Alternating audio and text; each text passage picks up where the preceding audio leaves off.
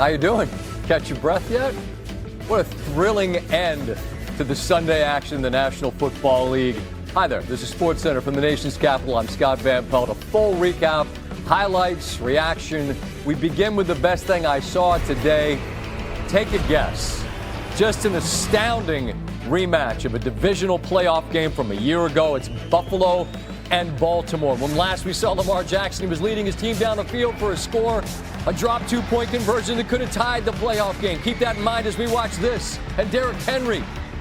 It's like the Yulee highlights in high school days, except these are grown men. They can't tackle him. He passes Jim Brown, 6th all-time in rushing touchdowns. He's not done. There he goes again. Get off me. There goes Henry, a gain of 49. 2nd and 5 in the red zone. And they've got so many different ways to scheme you. You get Andrews, the tight end, out there blocking, and there goes Jackson, 200th career rushing touchdown. 200th career touchdown, 34 rushing, I should say. They lead by 10. It's a 3-point game at the. They get 3. It's a 7-point game at the half. Here comes Zay. Zay Flowers makes it a 14-point game. And Baltimore is playing throughout the second half from a relatively comfortable advantage. 4th and 5.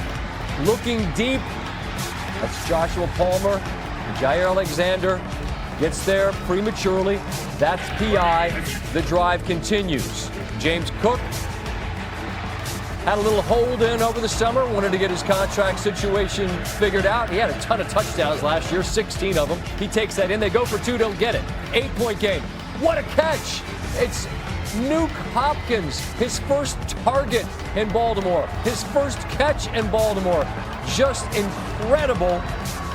And that pushes the advantage back to 2 scores. Speaking of pushing, Lamar Jackson doesn't take kindly to somebody reaching out and tapping his teammate on the head, and Jackson pushes back. 2nd and goal, Buffalo right back down the field. And Josh will do it himself. We're in the 4th quarter, down 15. They haven't erased a 15-point 4th quarter deficit since 1967. This is 3rd and 10. Look at where Jackson is. He's on his own 13-yard line. He's not on his 13 anymore. How mentally debilitating must it be? You can't get the guy off the field. Now you're dog-tired. You've just chased him around, and here comes the sledgehammer of Thor. Look at Henry. It's outrageous. He's not aging out of this position. He scores again. It's a 15-point game late. This is 4th and 2. 4th and 2. It's deflected and caught. As Allen finds Keon Coleman off the deflection. They go for 2, don't get it. So now it's a timeout situation. It's a possession situation first, as Henry has the ball knocked away. That's Ed Oliver, who was a force all night. No, it might not look like it because it looked like Buffalo's defense didn't do a lot, but Oliver makes a monster play. Then right down the field, quickly, Jackson Hawes. He had to catch that like 3 times, but he squeezes it. And now Allen up and over the top. It's a 2-point game. Remember, Baltimore in the playoffs go for 2, don't get it. Here, Coleman can't get it, and the advantage remains 2. Allen wondering, have we missed our chance? Well, they do have timeouts. They've got to get Baltimore off the field. 3rd down and 9. Hopkins stopped short of the line to gain. Buffalo's out of timeouts, but they will get the ball back. And you're just waiting for Allen to make a play. You don't have to wait for long. A little twitch there, and what a beautiful pass to Palmer. Joshua Palmer gains 32 yards. They're already in field goal range, but here, Allen hits Coleman. Been better for Baltimore if he scored, because then at least they could have gotten the ball back. You do the math with the timeouts, and Buffalo's able to take knees and bring out their man, Matt Prater, the 41-year-old, kicking for his 5th team. Snap, hold, kick, all are good. And amazingly, improbably, Buffalo erases a 15-point 4th quarter lead to knock off Baltimore again. An absolutely horrifying loss if you're Baltimore. Tim Hasselbeck is alongside. We're preparing to talk about Henry. We're preparing to talk about Jackson. And that is not what we're going to talk about. How does Buffalo manage to win this football game beyond what we just saw? How do you explain it? They stay in the fight because they believe in their quarterback. Think about it, the entire time, the whole game. It just felt like they really were kind of lagging behind, right? They didn't really have an answer defensively. And then it was like, but they were still in it. You looked at it, it was like it was 14. Sometimes it was 16 points. But for whatever reason, Scott, with Josh Allen as your quarterback, you don't feel like you're completely out of it. And then just one turnover and the quick scores that can come from that, like you feel like you have a chance.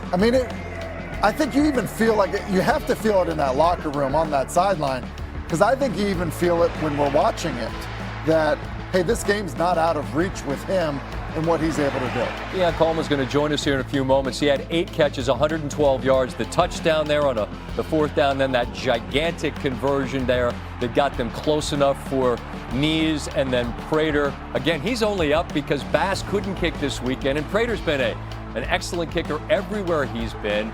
Only missed 1 game-winning attempt in his career. And there's 2 sides to this story. And the Baltimore piece, I'll save that until after we visited with our guest here in a moment. But from the Buffalo perspective, there's only the one hurdle left, right? You just get to the Super Bowl, and that can't happen until January/February.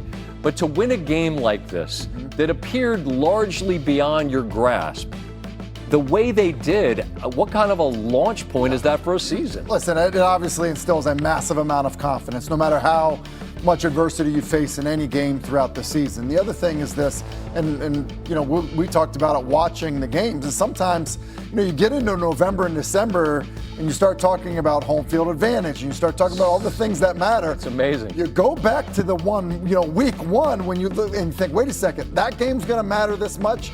It very well may, and I think that there's hope in that as well.